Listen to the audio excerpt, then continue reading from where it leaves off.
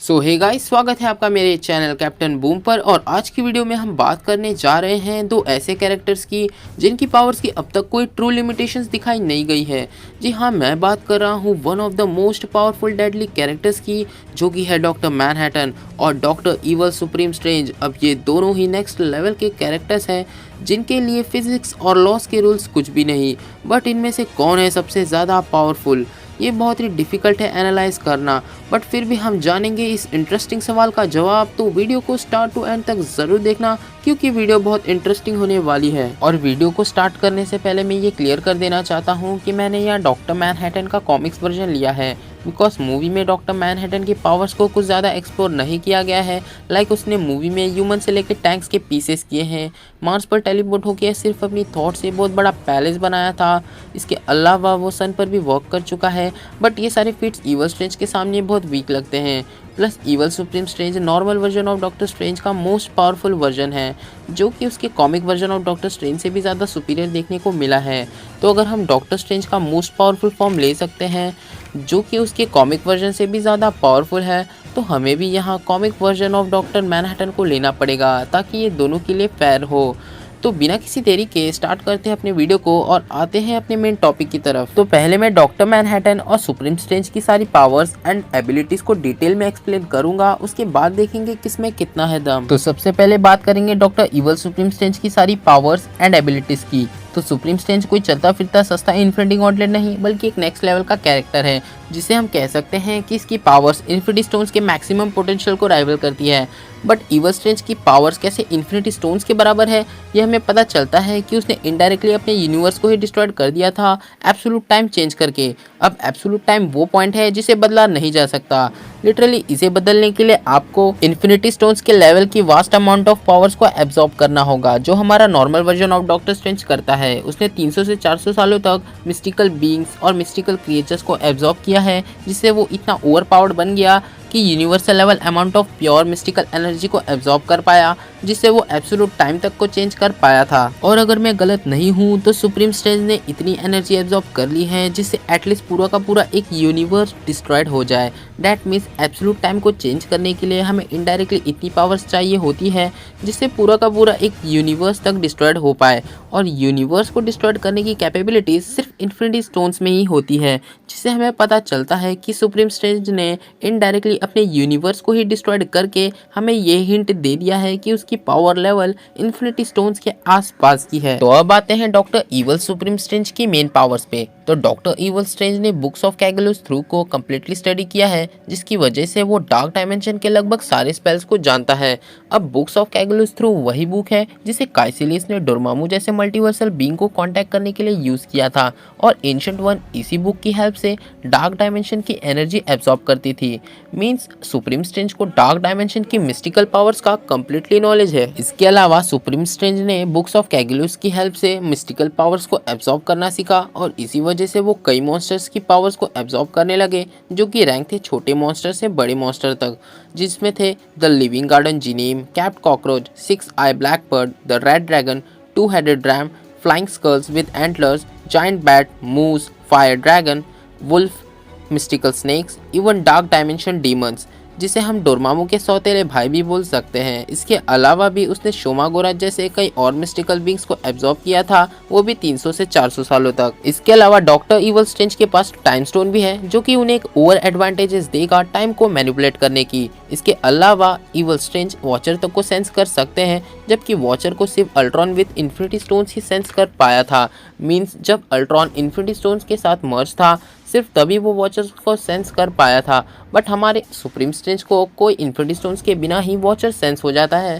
That means हम assume कर सकते हैं कि उसकी पावर लेवल इन्फिनिटी स्टोन्स के इक्वल तो नहीं, बट उसके आसपास की है, या कह लो उसके कंपैरेबल है। और तो और इतने सारे मैजिकल क्रिएचर्स को एब्जॉर्ब करने के बाद भी डॉक्टर इवल स्ट्रेंज ने अपने normal version of doctor strange को भी एब्जॉर्ब कर लिया था। और आप समझ ही सकते हो नॉर्मल स्ट्रेंज को एब्जॉर्ब करने के बाद उनकी पावर्स और एम्पलीफाई हुई होगी, क्योंकि इसी इवेंट के बाद स्ट्रेंज सुप्रीम ने एब्सोल्यूट टाइम तक को चेंज कर दिया था, मीन्स वो टाइम के एब्सोल्यूट पॉइंट को चेंज करने के एबल हो चुके थे normal version of doctor strange को एब्जॉर्ब करने के बाद। इसके अलावा अगर उनकी फीट्स की बात करें तो अल्ट्रॉन ने जो गैलेक्सी को डिस्ट्रॉय करने वाला अटैक किया था जिससे पूरी की पूरी गैलेक्सी तक डिस्ट्रॉय हो जाती, उसी अटैक को इवल स्ट्रेंज ने रिवर्स करके च्युइंगम की तरह चबा लिया, जिससे पता चलता है दाने दाने में है केसर का दम।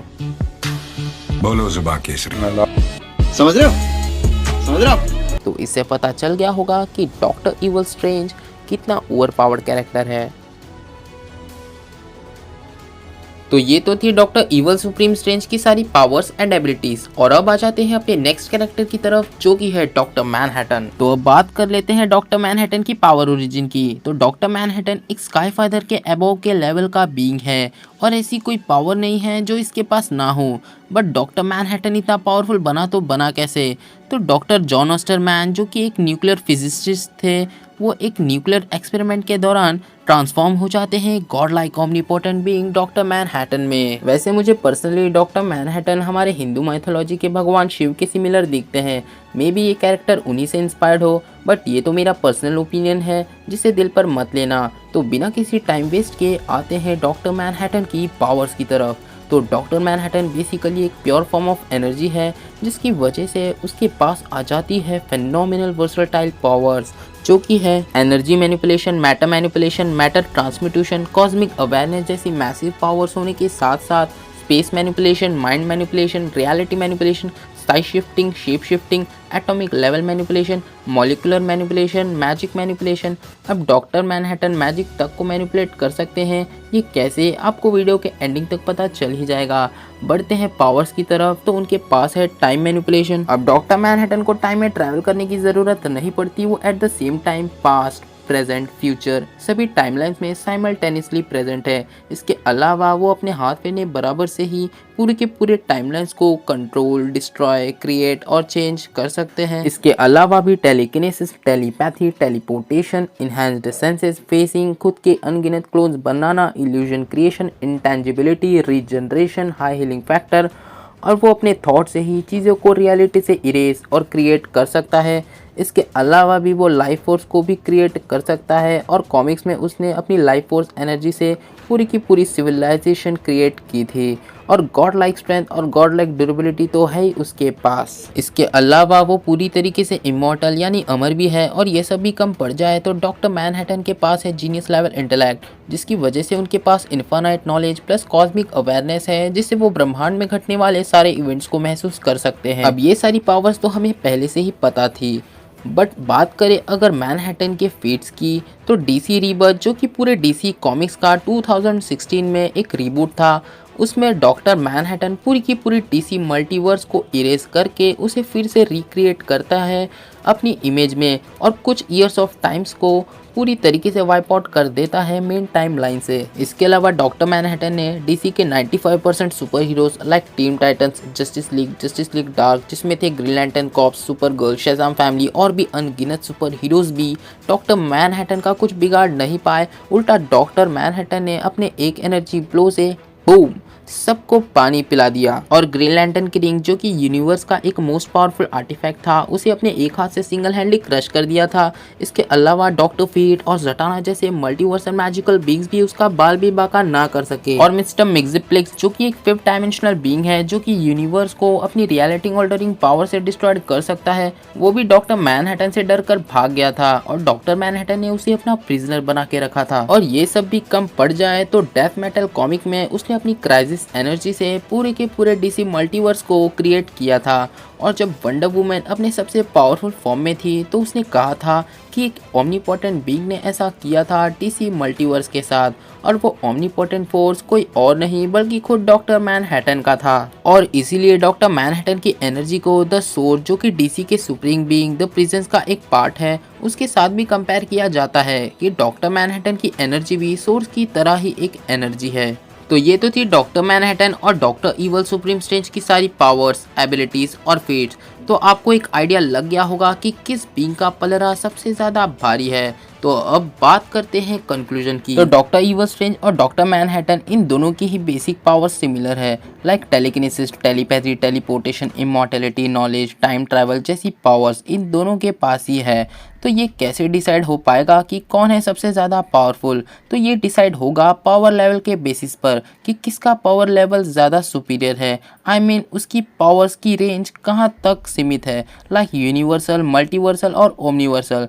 तो हम फीट्स के बेसिस पर इस पैरामीटर को देखेंगे। तो अगर बात करें डॉक्टर इवल सुप्रीम स्ट्रेंज की, तो सुप्रीम स्ट्रेंज ने अल्ट्रॉन विद इन्फिनिटी स्टोन्स की नानी याद दिला दी थी, और अल्ट्रॉन ने जो गैलेक्सी लेवल अटैक किया था उसे इवल स्ट्रेंज ने एफर्टलेसली च्युइंगम की तरह चबा लिया था। और काफ़ी सारे इंस्टेंसेस पर हमें हिंट भी है कि इवल सुप्रीम स्ट्रेंज की पावर लेवल इन्फिनिटी स्टोन्स की आसपास की है, जैसा कि मैंने कहा था। But supreme strange infinity stone से ज़्यादा पावरफुल नहीं है, क्योंकि अल्ट्रॉन विद इन्फिनिटी स्टोन्स को हराने के लिए डॉक्टर सुप्रीम स्ट्रेंज को गार्डियंस ऑफ मल्टीवर्स के बाकी कैरेक्टर्स की भी हेल्प लेनी पड़ी थी, और तब भी वो एंड तक अल्ट्रॉन विद इन्फिनिटी स्टोन्स को फिजिकली बीट नहीं कर पाए थे। उसे टेक्निकली जोला ने बीट किया था, और डॉक्टर स्ट्रेंज को हमने कुछ इंस्टेंसेस पर वीक होता हुआ भी देखा है। लाइक उसने जो भी क्रिएचर्स एब्जॉर्ब किए हैं वो कभी कभार उसकी बॉडी पर हावी हो जाते हैं, और सुप्रीम स्ट्रेंज को खुद को संभालना पड़ता है। इसके अलावा भी एक और हिंट है कि सुप्रीम स्ट्रेंज इन्फिनिटी स्टोन से ज़्यादा पावरफुल नहीं है, बिकॉज उसने अपने यूनिवर्स को इनडायरेक्टली तो डिस्ट्रॉयड कर दिया था, बट उसे रिक्रिएट नहीं कर पाया था। मीन्स डॉक्टर स्ट्रेंज चाहकर भी एक यूनिवर्स क्रिएट नहीं कर सकते, उनकी कुछ लिमिटेशंस यहाँ देखने को मिली है। बट बात करें अगर यहाँ डॉक्टर मैनहट्टन की, तो डॉक्टर मैनहट्टन ने भी इवल स्ट्रेंज की ही तरह गैलेक्सी से यूनिवर्सल लेवल तक फिट दिखाए हैं भर भर के, बट उसके अलावा भी डीसी मल्टीवर्स को इरेज करके उसे रिक्रिएट करने जैसे फीट्स भी शो किए हैं, जो कि लिटरली बहुत ज़्यादा ओवरपावर्ड फीट है। और जहां इवल सुप्रीम स्ट्रेंज को टाइम स्टोन का यूज़ करना पड़ता है टाइम को मैनिपुलेट करने के लिए, वहीं doctor Manhattan already past, present, future सभी टाइमलाइंस में ओमनी प्रेजेंट है, उन्हें किसी टाइम स्टोन की ज़रूरत नहीं। बट अब कुछ लोग ये बोल सकते हैं कि doctor evil supreme strange doctor Manhattan को एब्जॉर्ब कर ले तो कैसा होगा? तो मुझे नहीं लगता कि सुप्रीम स्ट्रेंज डॉक्टर मैनहट्टन को एब्जॉर्ब कर सकते हैं, बिकॉज डॉक्टर मैनहट्टन कोई मैजिकल बीइंग नहीं है जिसे सुप्रीम स्ट्रेंज एब्जॉर्ब कर पाए। और दूसरी बात, हमने देखा है डॉक्टर मैनहट्टन पर मैजिक वर्क नहीं करता, लाइक मैजिक उसके लिए एक रैंडम कंप्यूटर एरर कोड से ज़्यादा और कुछ नहीं। और डॉक्टर मैनहट्टन इनडायरेक्टली मैजिक को भी कंट्रोल और मैनिपुलेट कर सकते हैं अपनी इच्छा शक्ति अनुसार, जैसा कि मैंने मैनहट्टन की पावर्स में भी कहा था। डॉक्टर मैनहट्टन मैजिक तक को मैनिपुलेट कर सकते हैं, और जहां इवल सुप्रीम स्ट्रेंज की पावर लेवल इन्फिनिटी स्टोन्स के कंपैरेबल है, वही डॉक्टर मैनहट्टन की एनर्जी द सोर्स के कंपैरेबल है, जो कि डीसी के सुप्रीम बीइंग द प्रेजेंस का एक पार्ट है, जिसके सामने इन्फिनिटी स्टोन्स कुछ भी नहीं। तो इतनी सारी बातों के बाद हमें अपना क्लियर विनर मिल चुका है, तो मेरे अकॉर्डिंग यहाँ डॉक्टर मैनहट्टन का जीतना पक्का है।